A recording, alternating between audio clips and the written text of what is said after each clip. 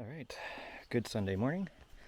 Great Sunday morning, although I've been up since like 4:30 trying to play this all out in my head of how it's going to work and how it's going to come together and what I'm going to do and how I'm going to build this thing and everything like that. So anyway, first things first, we're going to start with a rim joist. Again, I said previously that it's going to be 8x8s going around the exterior. And the way that I'm thinking I'm going to be putting these together is basically almost like a lap joint. So if this is this piece here, this piece will be underneath here. So I'll cut a section on an angle, kind of like this. So this will be 3 inches there, this will be 4 inches there, and this will be 8 inches. And then on the corresponding one, I'll cut, actually I'll cut this side here. This measurement will be 3 inches. This measurement will be 4 inches. And I'll cut this on an angle. This will be cut on an angle, and this would be the piece that I get rid of. So it would be like, this face would be 4 inches. This face would be 3 inches. And the reason for that is when it tightens up, it will tend to tighten together, hopefully. That's kind of my plan. And then when I'm joining these two, it'll be kind of along the same thing. Because I'll have to, these are only like, they're not the full 20 foot, obviously. So then this piece here, I'll cut 3 inches here, 4 inches here. This will be the piece that's cut out. And on the corresponding one, I would cut 4 inches here, 3 inches here, and then this would be then cut out, so that that one then sits on top of this one. I think, actually no, the other way around. So this would be 4 inches, this would be 3 inches, like that. And then this is the cutout, and then the other one sits on top of this, so that it kind of has a bit of gravity against it as well.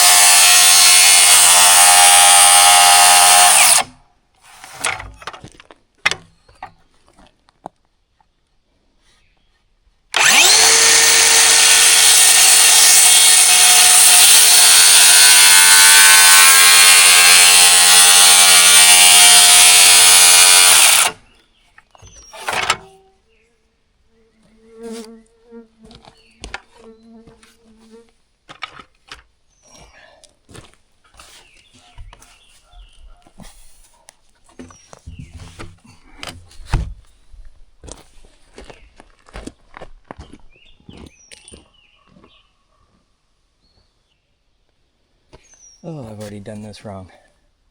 It'll be fine, but I kind of wanted this to be on the inside, not the outside. It will be covered though, so... okay. So many things to think about. Man. I was more concerned with the end. This piece here being all crappy. Wanted to cut that section out. But, oh well. I guess this is more important.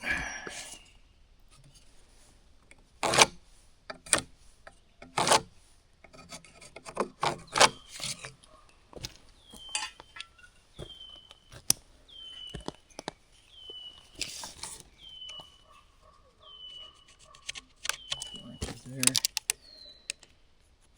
3 inches there.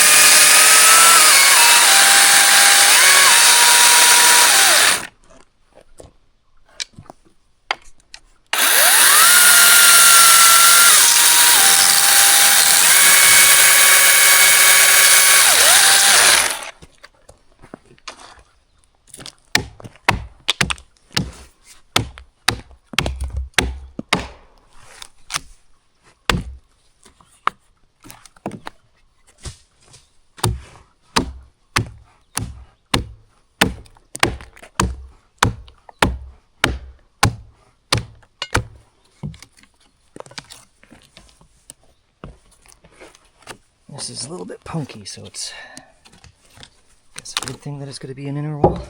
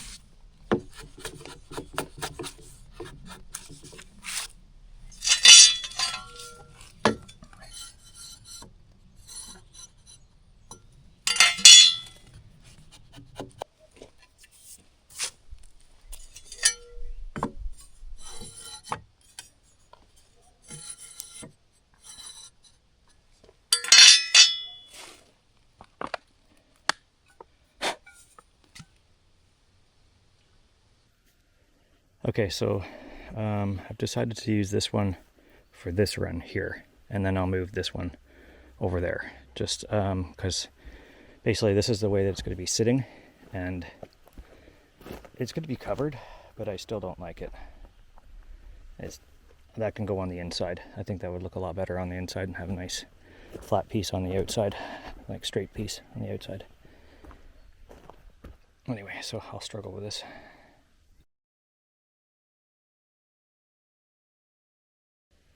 Okay, so that was kind of humorous. I've never used this thing before. I bought it a bunch of years ago when I first got the property, watching a lot of my self-reliance and wanting to do things, by hand. I'm so over that. But anyway, I thought I'd use it. It's got it off of Amazon, probably extremely cheap. So it's got a bigger teeth on the one side for like cross cut or with the grain or against the grain type of cuts. Anyway, I was just trying to cut this thing here, and all of a sudden the handle just popped right off. So it doesn't even look like, basically they should have a hole through those and then pins going through here. So yeah, that didn't happen on manufacturing. So I'll mess around with that some other time. So back to the chainsaw. Let's go.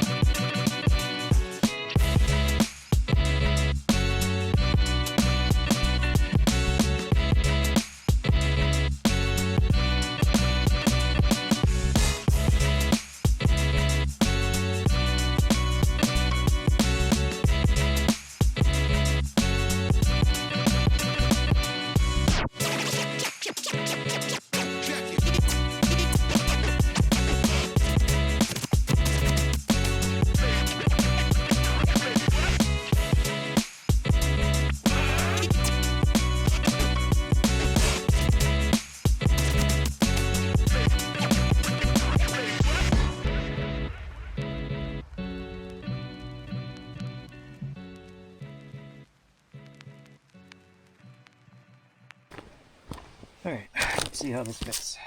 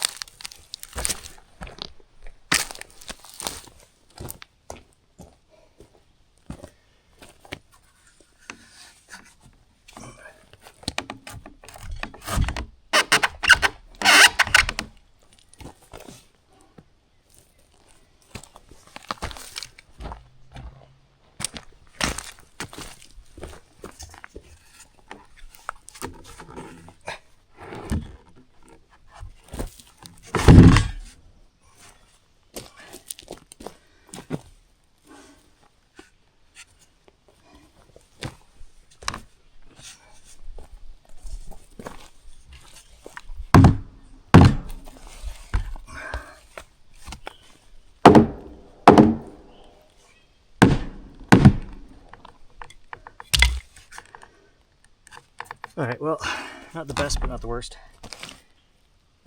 Anyway, since you're on this camera, I'll just walk you over here. So, before I obviously nail that in and PL premium and everything like that, I got to do this one here as well. I basically got to work all the way around like building blocks. First, getting everything fitted first before I can screw anything down and, you know, call it done type of thing. So anyway, I'm gonna choose whatever logs I work on next. I might do that next longer run there first and then splice in the smaller sides, I guess, maybe afterwards. I don't know if that makes sense, but I think that's what we'll work on.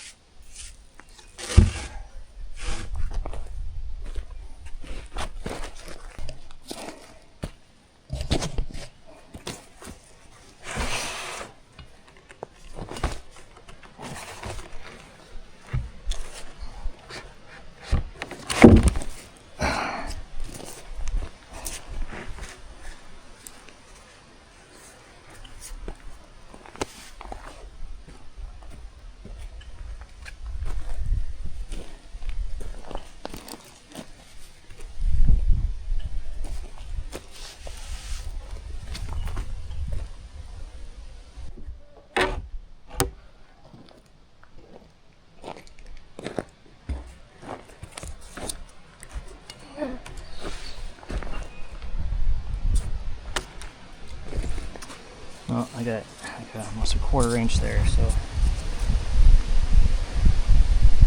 what I'm gonna do,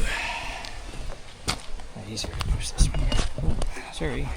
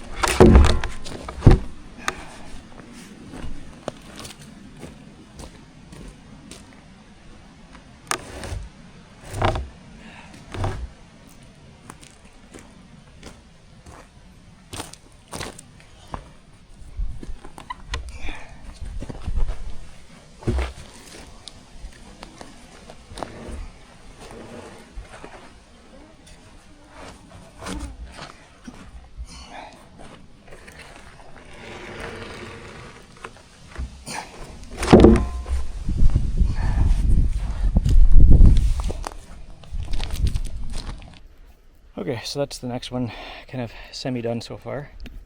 Took a video of me putting it together, fitting it.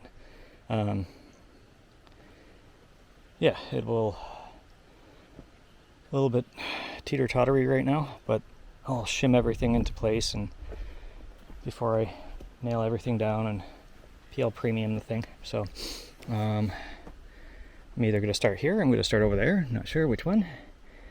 I guess this one here. And so same thing, except this will be a joint to a joint instead of a corner joint.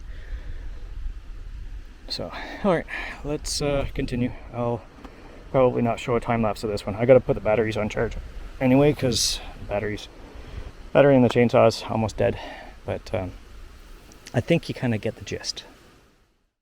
Okay, following weekend and still plugging away just for a couple of hours here. Ended up being a little bit short of hemlock, so I had to purchase a piece on the far side there. Anyway, so I've got the total surround kind of roughed in right now. So what I'm going to do is I'm going to take all the pieces off. I'm going to put a layer of foam and some PL premium down on the concrete, and then start setting these back into place and PL premium them kind of together and to the concrete. And then I've got these big lags, 6-inch lags.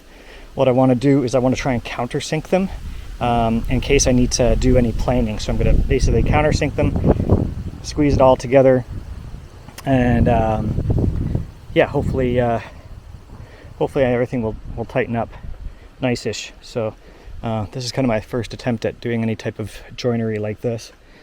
So let's just say it's a bit of a learning curve. Yeah, learning curve, definitely. But this will be the rim joist, so to say, of the cabin. So pretty excited.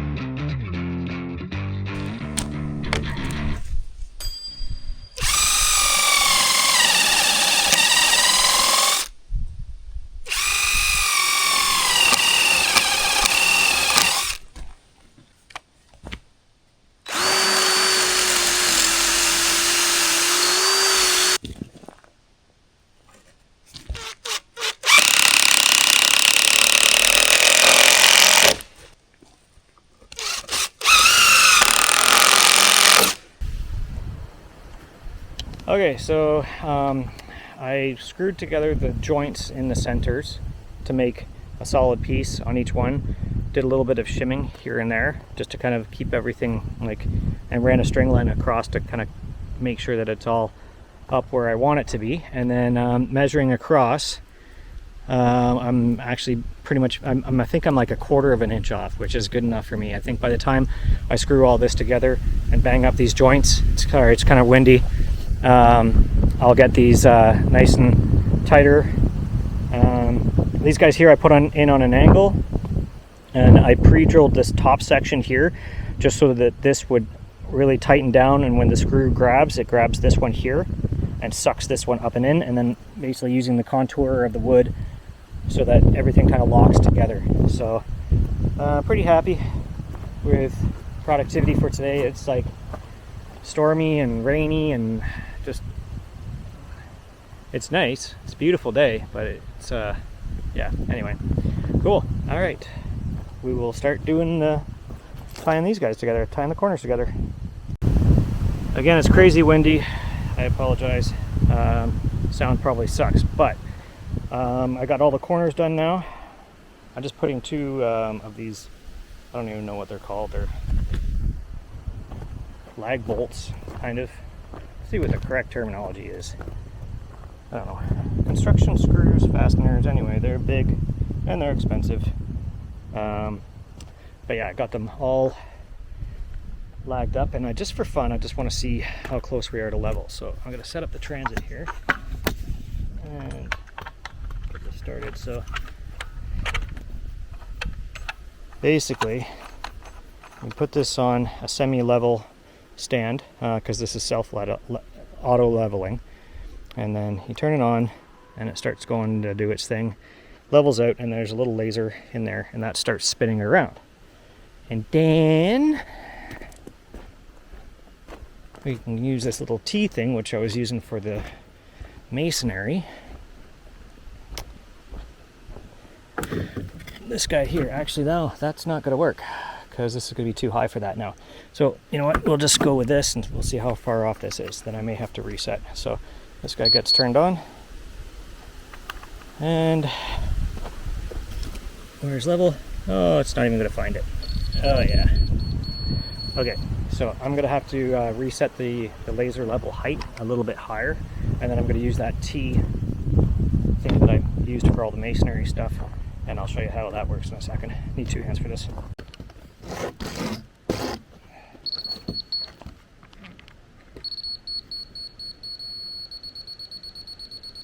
So rapid beeps, it's too high.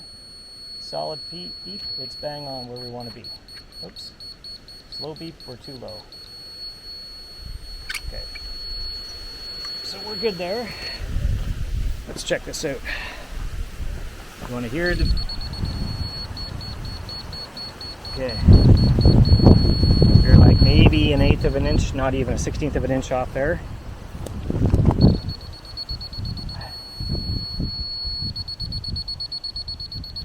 Okay, so here we're actually a little bit high.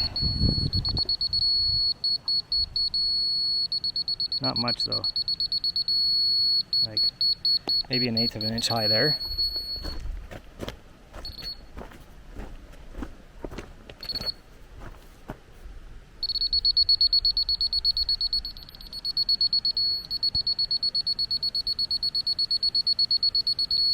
Okay, again there, probably like 1/8. I'm not really worried about 1/8 of an inch, to be honest with you.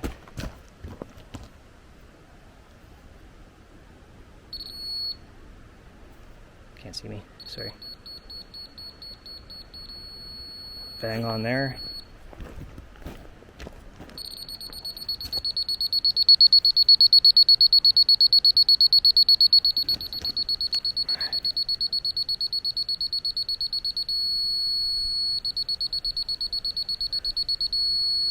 Alright, so we're a little bit low there. That's probably 3/16 to almost 1/4 of an inch.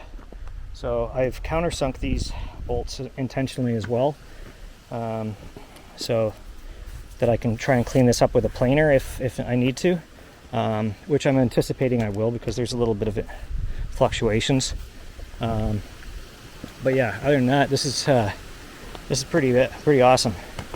So I'm not sure how much more I'm going to get done today, but next step is to put a support in the center, and then put a beam going across. So I've got some maple over here, which I wasn't wanting to use for the outside. I may have said previously that I was going to use it on the outside because it didn't have enough hemlock, but I went and I found a piece at a local mill yard, and I wanted to have hemlock around the outside. So I think I've got a couple of 16-footer and a 10-footer, and we'll have to see how that goes. And then I'll brace a piece going across with a mount in the center. I got this really cool mount from work. It's actually for mounting natural gas pipelines. So it's got these giant bolts on the bottom. You can actually raise and lower the thing. So I'm really hoping that I think it's going to work fine. It just matters how the base is. But yeah, and then I can kind of raise and lower just slightly to make it level. And then after that, floor joists. Yeah, that's cool. Floor joists, baby, yeah. I'm excited. This is really cool. It's all coming together like a porno. Okay, got a sawmill going, got the laser level set up. Right over there, and the span is approximately 18.6 feet. I'm attempting to cut an 18-foot piece on a sawmill that can only cut 16 feet right now. So I do have the extension for it, but it's not set up. I need to put that over there, but in order to do that I need a bunch of loads of gravel, and I just haven't had the time to take off work to go and get the gravel yet. So anyway, I'm going to cut this gnarly piece up. The reason why I chose this one, it has a bunch of, it's more of the top end of the oak, so it has a lot of tree branches on it. So it's kind of interesting, let's just say that. I'm hoping I can make a decent cant out of it, and I'm hoping that I kind of have a thought in my head of how I can cut it, but we'll have to see if that actually comes reality. So basically cut 3/4 of it, flip the thing around, cut 3/4 of it, flip the thing around, and then cut the remaining 1/4 of it. But I'm not sure how that's going to work, so we'll have to see. Anyway, time will tell.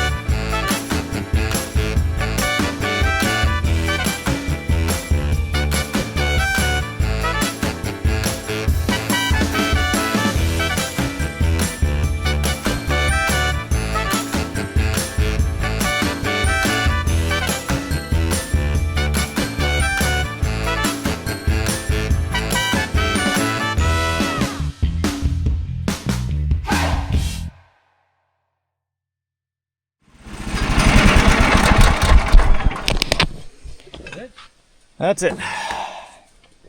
So you can see underneath here how you got a gap underneath there, underneath there.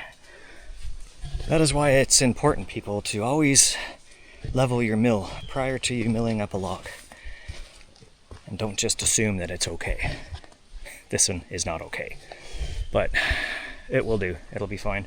So 8-ish by 8-ish. And that's going to be the center post, or the center beam in between,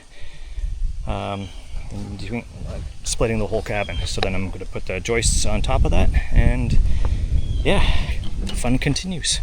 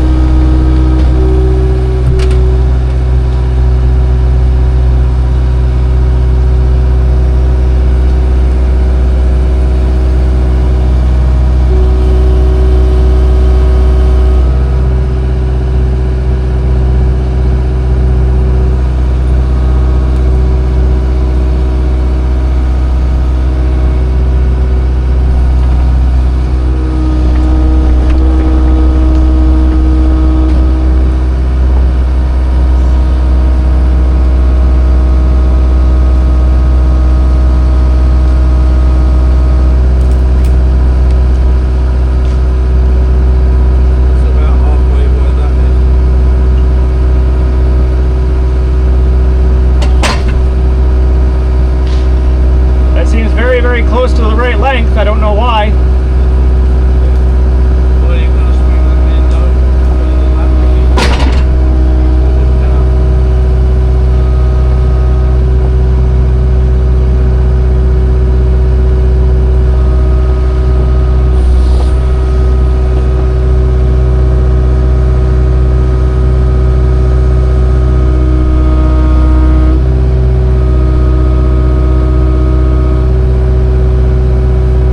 Watch your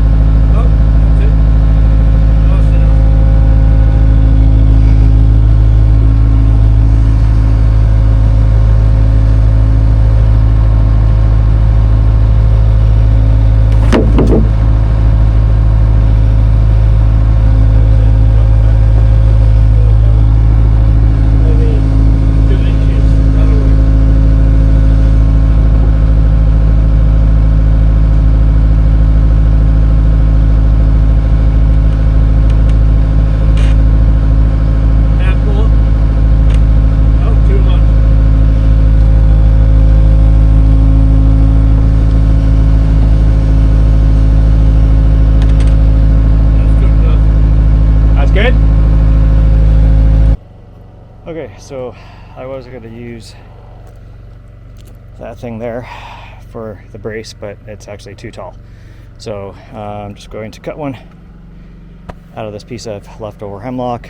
The thing's pretty sturdy, obviously, anyway, but that'll just add a little bit more rigidity.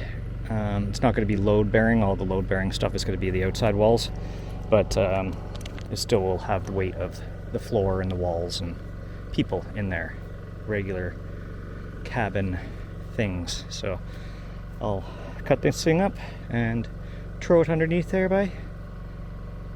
and then we will continue with our Sunday.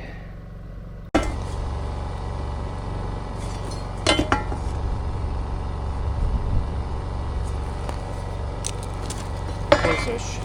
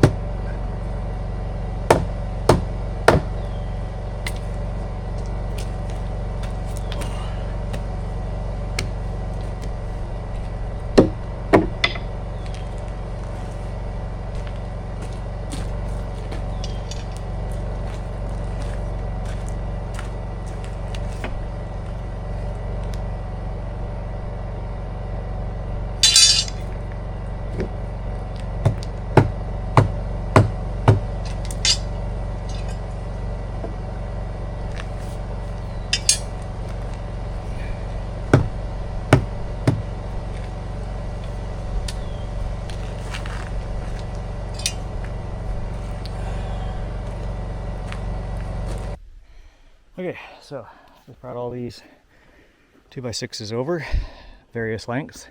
Unfortunately, most of them are 16 feet. So basically I was going to do 10 and 10. So that would be almost 12 foot loss. 12, yeah. Ugh, what am I saying?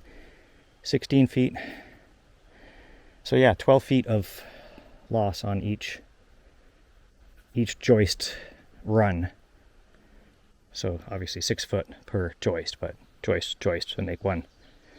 Anyway, so that's not ideal.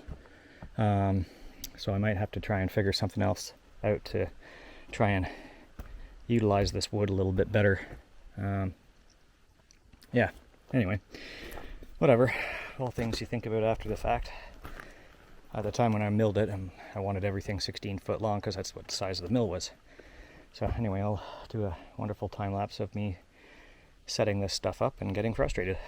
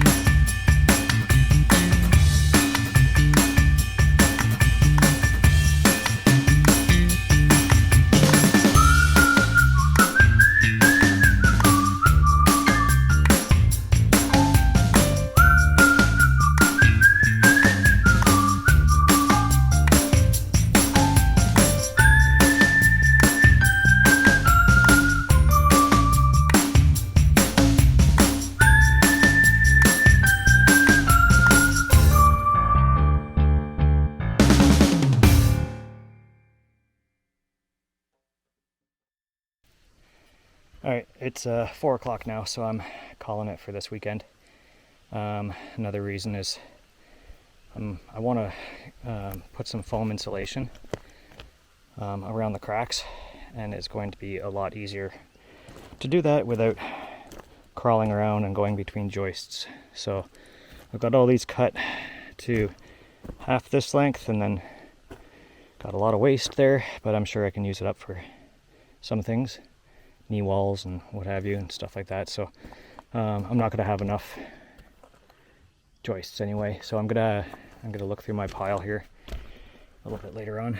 Maybe next weekend I'll start searching through the pile again, because I can put some ash in there and oak and stuff like that as well. It's just harder to nail, obviously. Screw together, nail together, whatever. Got to pre-drill everything.